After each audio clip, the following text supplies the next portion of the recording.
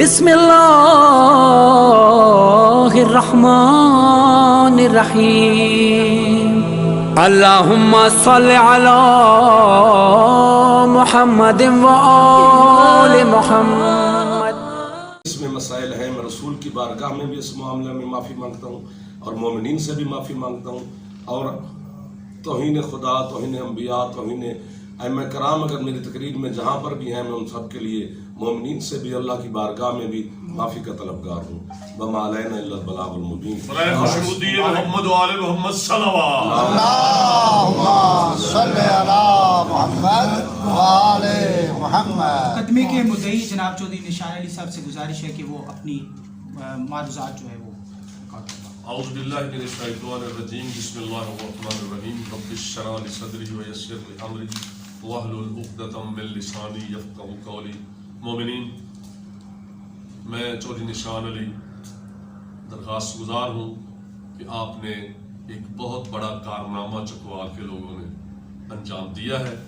جعفر جتوئی صاحب سے میری کوئی واللہ باللہ دشمنی نہیں ہے، جو کچھ بھی کیا ہے محمد و آل محمد کی خوشنودی کے لیے کیا ہے۔ انہوں نے مجھے یہ جو بیان دیا ہے، ہمیں بھی خوشی ہوئی ہے کہ آئندہ وہ ایسے نہیں کریں گے۔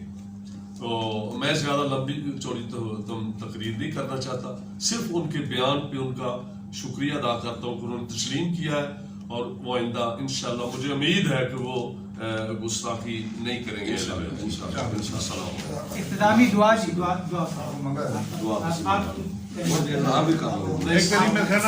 سارے اکٹھے ہو جانا، سارے مدعی ہیں وہ بھی اپنے الفاظ جو ہے۔ بسم اللہ الرحمن الرحیم۔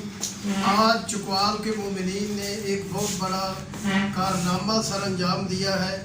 جو ذاکر جعفر جتوئی صاحب نے توہین خدا، توہین انبیاء، توہین اہل بیت علیہ السلام تقریریں کی ہوئی تھی، انہوں نے کہا کہ میں ان سے معافی مانگتا ہوں، اور یہ اسٹامپ بھی انہوں نے لکھ کے دیا ہے کہ آئندہ ایسی کوئی تقریر میں نہیں کروں گا، جو پہلے میں نے کی ہے وہ مجھ سے غلطی ہوئی ہے، آئندہ ایسی تقاریر جو ہے وہ میں نہیں کروں گا۔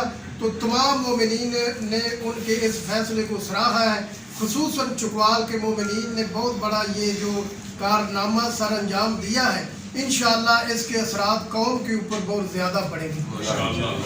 دعا فرما دے تاکہ اختتامی ہو۔ اللہم صلی علی محمد و آل محمد و محمد، یا اللہ یا رحمان یا رحیم یا ذا الجلال والاکرام، اسألک باسمک العظیم العظم الہی و ربی بظہرا و ابیہا و بالہا و بنوہا۔